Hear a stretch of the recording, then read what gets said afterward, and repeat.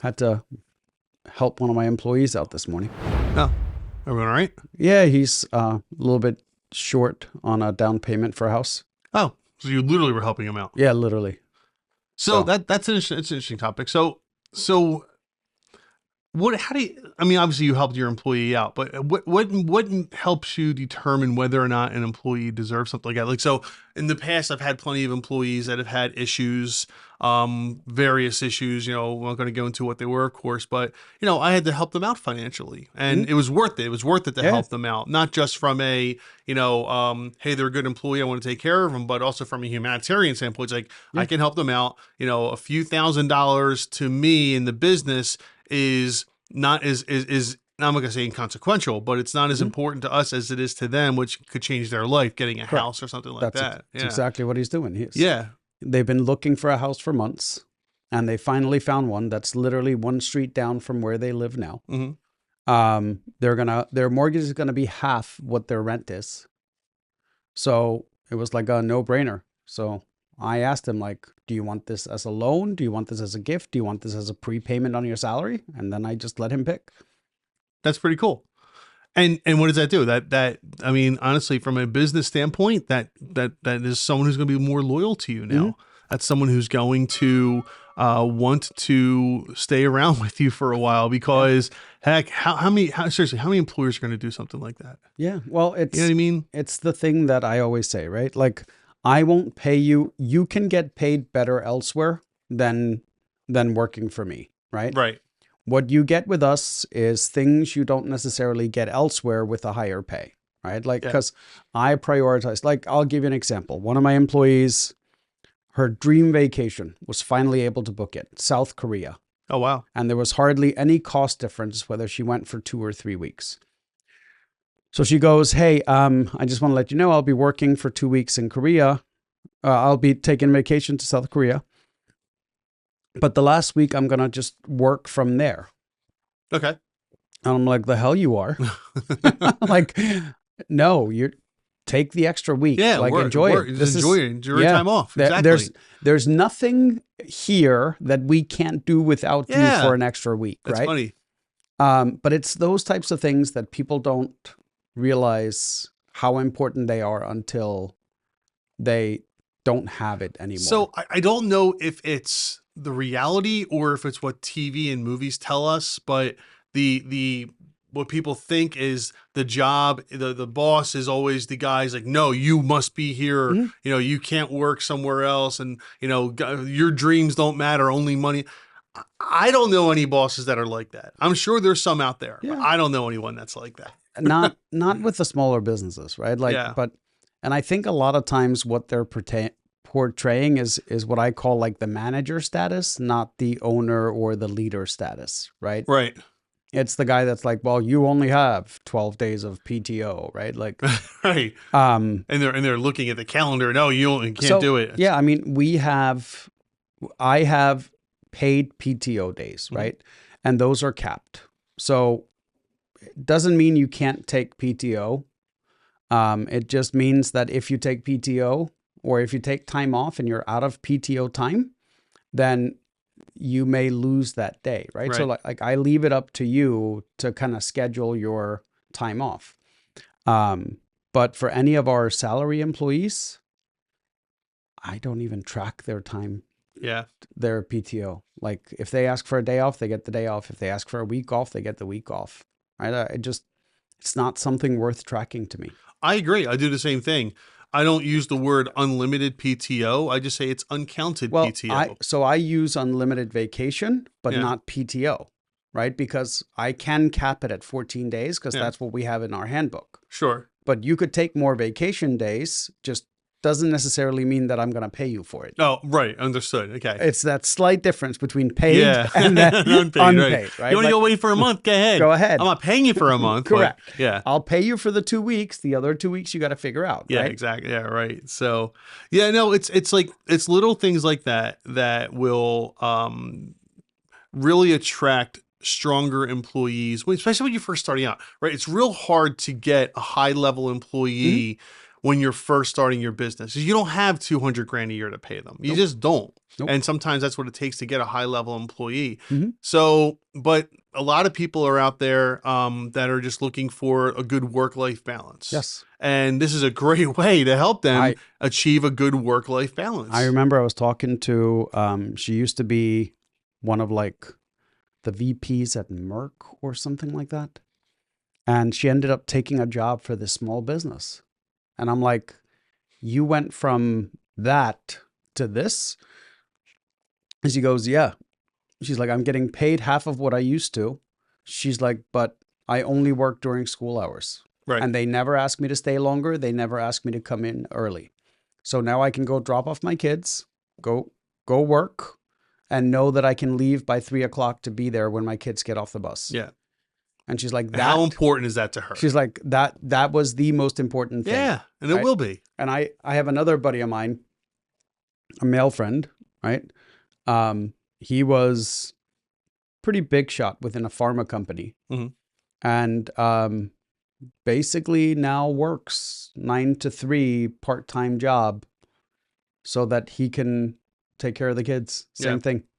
He's like, I love getting them on the bus, doing stuff around the house, and then being there when they get off the bus. He's like, it's the best thing I ever did. That's great. And Mhm. again, sometimes and a lot of times that's worth its weight in gold for Mhm. certain people. Being able to, Oh, yeah. not have the traditional hours, being able to leave at a certain time, certain days, make up the time. Yeah. And again, I don't know anyone that wouldn't do that, but I'm sure there's plenty of people out there that, That would wouldn't. have issues, Yeah. have issues with it. So But so I got a question for you. yeah. And I was thinking of this because I just stopped at a new place to grab lunch today. Oh, is that the sandwich you had earlier? Yeah, the sandwich I had. How was it? Yeah, Meh? it was. But it was brought up two interesting things for me, right? Like, so first of all, let's talk the sandwich itself. Okay. Italian hoagie Okay. or Italian sandwich. Yeah. They're the same, made with the same ingredients everywhere, Mm. right? And what annoys me is when they put it on the hoagie, for some reason, someone came up with a dumb idea to lay the tomatoes flat on top. Oh, okay. Stuff goes in the sandwich, first of all. Yeah. In the sandwich, not me having to stuff it in the sandwich. But at some point, someone came up with the idea that it looked good for a picture to have the tomatoes laying on top. And now there's a bunch of places that make it like that. And it drives me insane. Right? I don't know that I've ever seen that. Okay.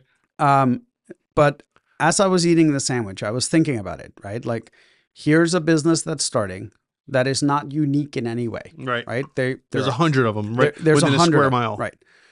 So when you're starting a business like this, you have to make decisions, right? Like, am I going to be different than everybody else?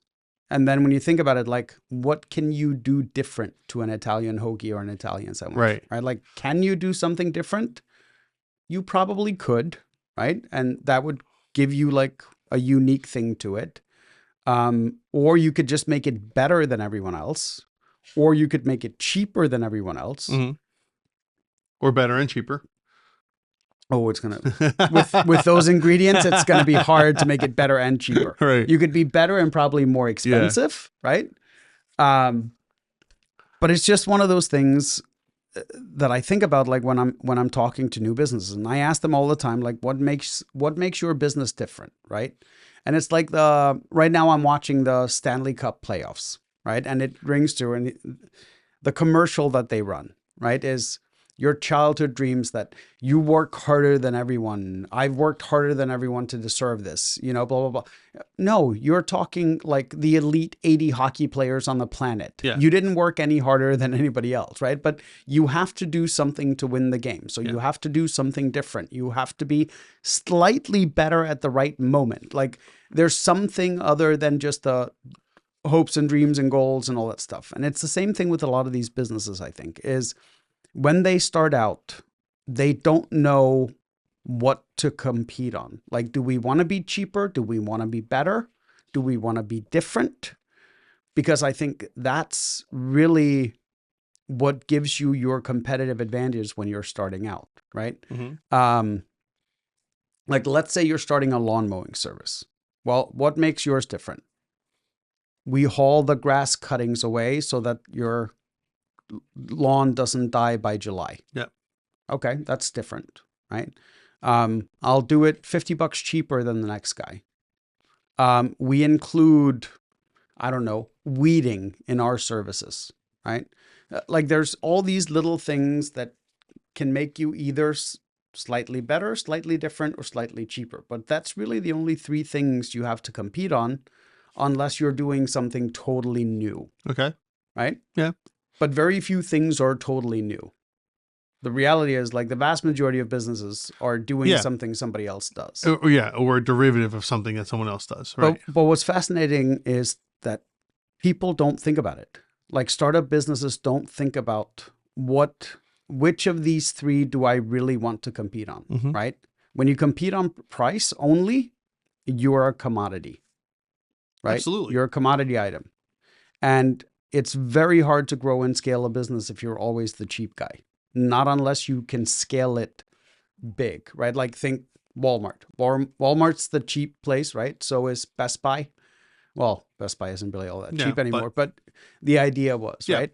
But they have to sell at such a massive scale in order to be profitable. Well, if you're starting out, you're not going to be able to sell on a massive scale, which means it's going to be that much harder to grow. Right. Because now you're already working on a razor thin margin, right? Yeah, I agree. And like we used to compete on price. And then one day I was like, I'm done competing on price. Like we can never do anything extra for our clients because we don't have the margins to do it, right? So we raised our prices and started competing on service instead. Yeah. Right? You never looked back. No, we never looked back. Yeah. We went from slim margins to like, oh, wow, look, we can do extra stuff for our clients now and make them happier. I can send them hats and promotional products and advertise and like do all these other things. Right. But even knowing what I know, I still fell into the trap of thinking price was one of the things I needed to compete on. Yeah, price is an issue at the very beginning because you haven't proven your service yet to anybody. And a lot of times people won't give you the shot because they could go to someone that they know is going to do a good job. They might pay a little bit more, but they know it's going to get done right the first time or the second time. I get it, right? So if you're just starting out and it's just you, the only margin you have to cover is you. Yeah. Right? Once you get a little bit further along and you're still trying to compete on price, now you have to have volume. Yeah. And you have to understand that you are like the Walmart of your service. There is no above and beyond. There's no associate that walks up to you and says, hey, can I help you find what you're looking for? Right. Like that doesn't exist when you're on that thin margin level. And I think a lot of businesses keep fighting on price for way too long. Well, that's all they know. Seriously, think about it. If you get into business, if you're brand new to business or you've only been around for a couple of years and you haven't really trained yourself, what do you know besides that? Right. What do you know besides, hey, I'm gonna advertise and I'm on the internet and I'm gonna compete on price. You don't know any better. You think like a consumer and you're thinking if I raise the price, people won't use me as much anymore. To a point, maybe, but you're doing less work and making either the More same money. or more money. Yeah. Which means that you can go out and get more business. Correct. We talked about this previously, right? Like if you raise your prices by 20% and you lose 20% of your customers, you're still making the same amount of money. More, yeah. Right? With less work. Right. So now you can fill that empty space up with something else. better paying clients, right? So a lot of entrepreneurs do get scared of playing the price game, the price wars, because they think that, if I raise my price, I'm going to lose my business to the competition. What you're going to lose is you're going to lose people that only care about price to your competition. And guess what? They're not necessarily the people you want to work with anyway. It's funny how this is all like over the last week just kind of compounded and brought it home for me again. I was talking to a guy that I've been helping out and he's like, should I do this AdWords stuff? And I'm like, yeah, you should be advertising. Like it's a good investment. So he goes up and sets up his advertising radius in like 5 counties, including the city. And I'm like, that's probably not a good start for an ad campaign, right? He's like, well, yeah, but I've been getting all these Yelp leads And he's like, I pay $15 per lead. And then I tell them my price and they're like, oh, you're too expensive. Yeah. I'm like, it's because you got your leads on From Yelp. Yelp. Yeah. Right? People are just window shopping Yes. and kicking tires. Yeah. I'm like, if you plan an actual campaign around it and you advertise in the right places, no, your prices aren't going to be too high. They're going to be competitive. Right. And it didn't quite get into the conversation with him of like, stop trying to compete on price. Yeah. Right. Compete on the what day do you need this stuff gone. Right. Not what day I can schedule you in. Tell them when they need it gone. Yeah. And then do everything you can to have it gone on that day. I'll give you Right. an example that happened to me. So I had a lady contact me once, and she owned a couple of businesses. And as I was talking to her, I was like, wow, this could turn into something decent because she's got a bunch of businesses, contracts, this, that, or a whole bunch of law work with her. And then she asked me how much it was going to cost to set up this new LLC for her.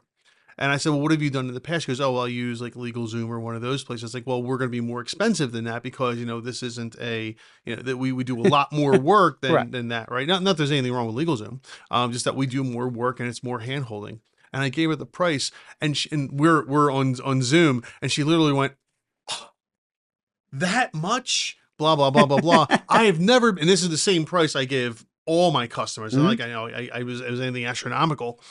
And she was like, "Oh, I can't pay that much." I'm like, "You were just talking about your company becoming a $2 or $3 million company in a couple of years, and you're worried about it was less than $1,000. Right. Like you're worried about spending that." And the point being that was going to be the person that was going to just berate me nonstop on price and stuff. And Yes. I want it tomorrow and I'm not paying more than $100 for it. And that's exactly who that person was going to be. Yeah. So stick to your prices. That's how I filter out clients. Yeah. All the time. Is I give them a price and they go, oh, I didn't think it was going to be that much. Yeah.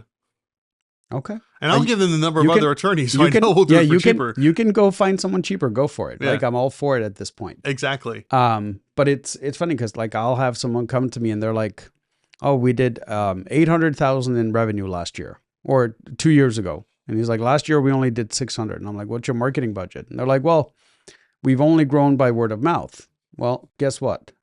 When things slow down, like they have been over the last few months, the first people to suffer are the ones that rely only on word of mouth. Yeah. Right. So I'm like, well, if you want to get back to like 7 figures, you should probably be spending somewhere between $7,000 and $12,000 a month on your marketing. Huh? That number terrifies people. It does. People watching this, that number terrifies them. How am I going to spend $7,000 a month when I only make $50,000 a year? Well, you can't when you're making 50K. Right. But if you want to get to a million, it has to do with scale. Correct. Yeah. Right. And it's funny because like I was explaining to them, like, it's basically like feed the machine, right? So let's say you're relatively aggressive and you spend 10% of your gross revenue on marketing, right? And a buddy of mine that owns like I don't know, I think they do 50 million a year. He always says, I'm going to put 10% of this year's gross revenue into next year's budget, marketing budget, which then hopefully will be 5% of that year's revenue. Gotcha. All right. Okay. So basically he's looking. Yeah. And like, I think that's always a good rule of thumb, right? Like if you make 50,000, put at least $5,000 into some kind of advertising. If you make 100, it's 10. So 10%. Yeah. Put 10% of like your gross revenue, budget 10% of last year's gross revenue into this year's marketing budget, right? So as you grow, your marketing budget should grow with you, right? So from 10 to 20 to 30 to 40 to 50. And it's a good way just to make sure that you are constantly scaling the business, right? And even if you don't go from it being 10% of last year's revenue is now 5% this, even if it goes to 7, you've still grown pretty drastically. Oh, yeah. Right? Like that growth is always going to be there, but that should kind of be your baseline is 10% of this year's gross is next year's marketing budget. Yeah. And again, you have to not be afraid to spend it. You have to spend this money on more. You have to. Yeah. Word of mouth will only take you so far. You have to be willing to spend money on marketing. And I'm not saying you got to drop $100,000 tomorrow, but you got to be willing to have some skin in the game, put some, put your foot in the water, so to speak. And I just want to be clear, when I say marketing, that means all marketing efforts, right? So that includes like paying for networking events, promotional products, SEO, magazine advertisements, Right. whatever it is, you should be spending at least that. When someone tells me like they're looking to grow aggressively, I tell them, okay, then make your marketing budget 10% of what you want to make. Right. Right. Like, so if you're at $500,000 and you want to be at $1 million, then put $100,000 into your marketing, and you're probably going to be at that $1 million in about a year. Yeah. Like, that's kind of a legitimate rule of thumb, but it terrifies people. It does. Oh, they're scary numbers. They really are. They go, how am I going to make payroll? How am I going to pay for this? How am I going to pay for that? Well, put money aside then, put some money aside and make a few cuts, because the only way you're going to grow is with a good marketing budget. Yeah. And people don't understand that. If you found this clip interesting, make sure to go listen to the full podcast. There's lots more content there.